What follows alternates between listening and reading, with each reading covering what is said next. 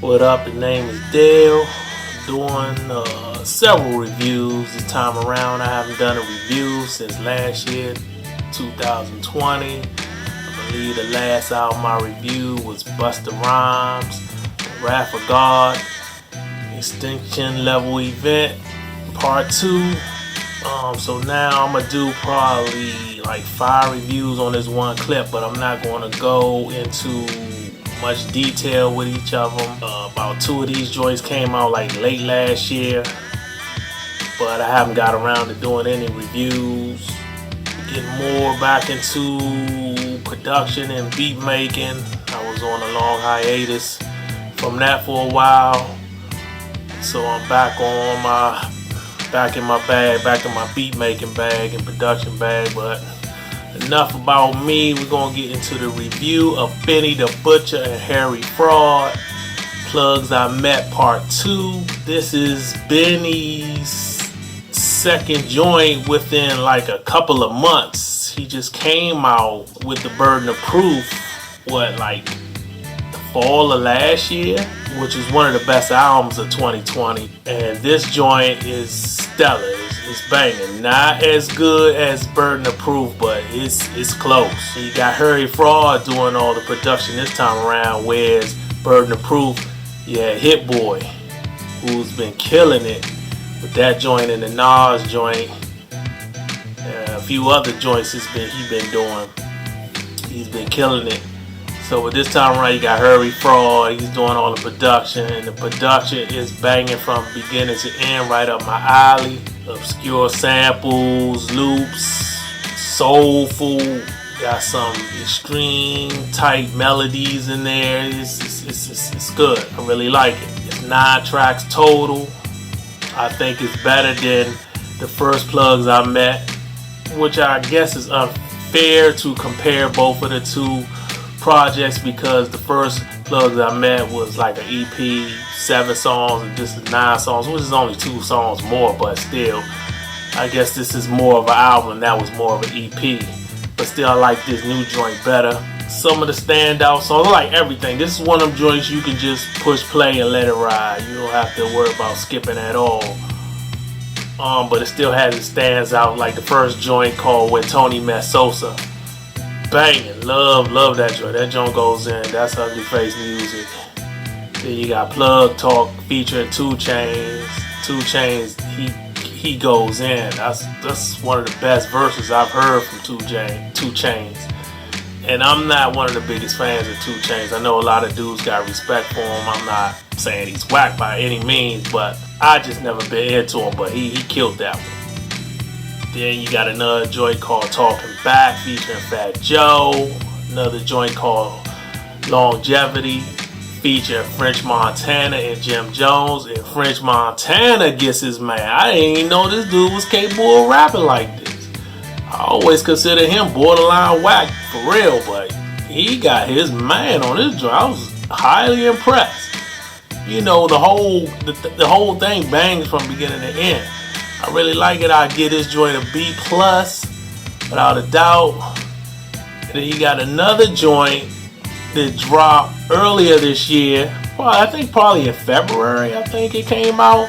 It's Jim Jones and Harry Fraud again, called The Fraud Department. Harry Fraud does all the production again on this joint. Jim Jones. Now this one is not nearly as good as the Benny the Butcher joint, or the Jim Jones joint that he dropped previous to this with the Heat Makers. It doesn't even come close. It's solid. It's okay. It's not really, the production is strong, but not as strong as it is on Benny the Butcher. I think the problem that I had with this album, it has a little too much auto-tune for me. I'm not really a fan of this auto-tune singing. I think it's a cheap and mediocre way to get away with not being able to sing, in my opinion. I could stomach it for like 1 or 2 songs on an album, on a project, but if it goes beyond 2, it starts to get like, oh, okay, I start to tap out. That's just me. But Jim Jones, he gets his man. He's probably one of the most improved MCs in the last 20 years. When he first started out with the Dipset, he just didn't do anything for me lyrically. And like the last few years, he's really stepped it up. So he keeps that going on this joint. And some of the standout joints, he got a joint called Laps Around the Sun, which is probably my favorite song on the album. He has a video for it, and the video is simple but clever. I like how it's different. It's simple but clever. It's different. I like it. It's one of them joints. I was like, oh, it's one of them joints you didn't have to put a lot of money into, but it still looks good. It still keeps you engaged in the video. I like the video. Check that out if you haven't seen it. It's on YouTube probably somewhere. And he has another joint with Dave East, which is pretty good. That makes sense. Both of them from Harlem. I think he has a joint with Conway the Machine. I think Currency. He has a joint featuring Currency. It was like 5 songs that really stood out on this album, and there's like 11 joints total, 11 tracks total. So it's 5 that really stand out. There's some joints I didn't care for. Some joints that were just So I would give this Jim Jones and Harry Fraud Department album, I would give it a B minus, but barely. It's like really, it just barely gets into the B minus grade. It's more, I should probably be giving it more of a C plus, but I think it's a B minus.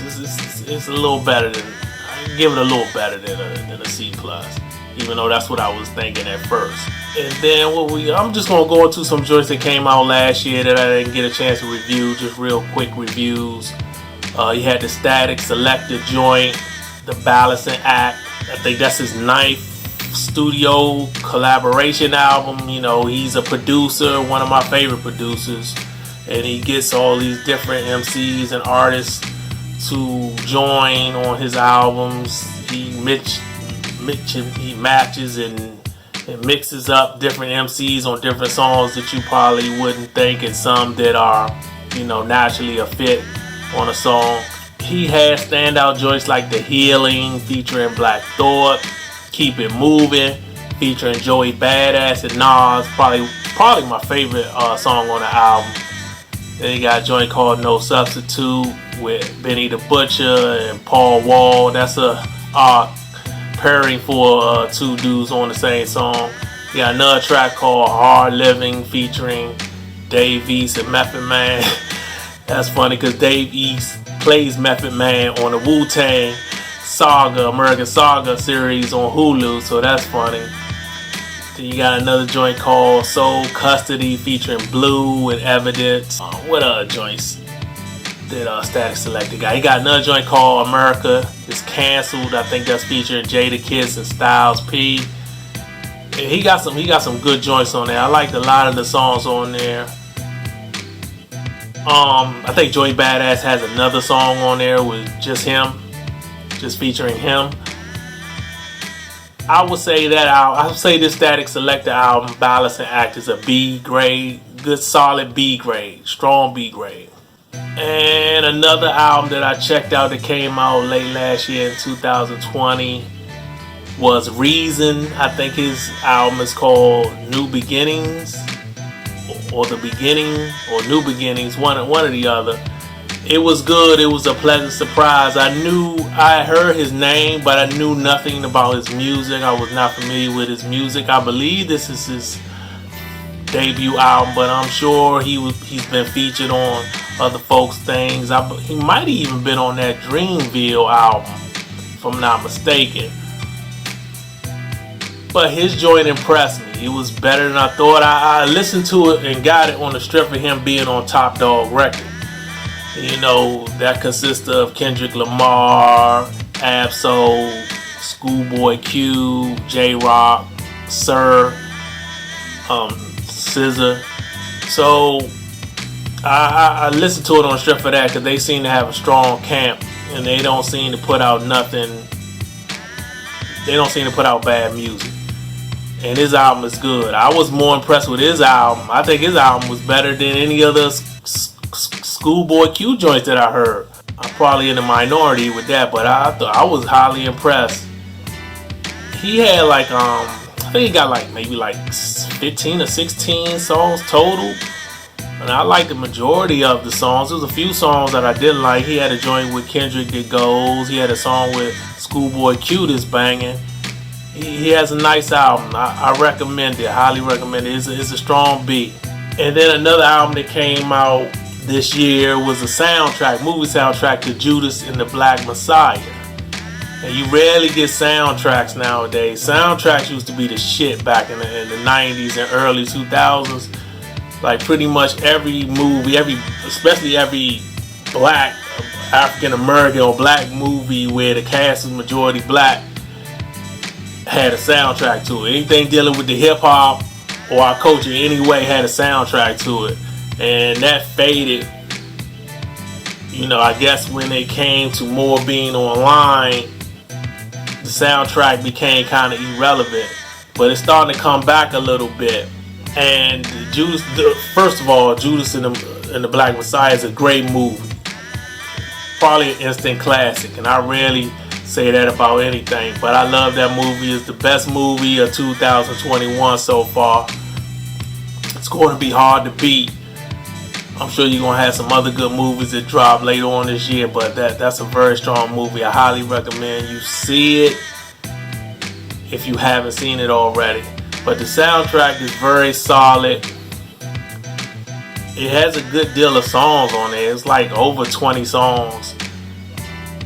They got a joint where I forgot the name of the song, but it features Nipsey Hussle and Jay-Z on the same track. I think Hit Boy did the beat. That joint go. Then you got another song from Nas called EPMD, which is another joint that is a bang. I love that song. He has a video for that too. That joint cranks. You got another song where Rhapsody is featured on there with several other people. It's another strong song. Sir, the R&B singer that I mentioned before with Top Dog, he has a solo song on there that goes. It has some nice songs on there. Hit Boy even has a song on there where he's rapping, which is a very strong song. I think I liked about 12 songs total that I really liked on this album. But I say it's like over 20 joints. It has songs on there that I don't care for. Like it has his typical trap songs, you know, trying to get a variety of different audience. I can understand that. It has them joints on there. I really don't care for them. But overall, it's a very solid soundtrack. I probably would give it a B-.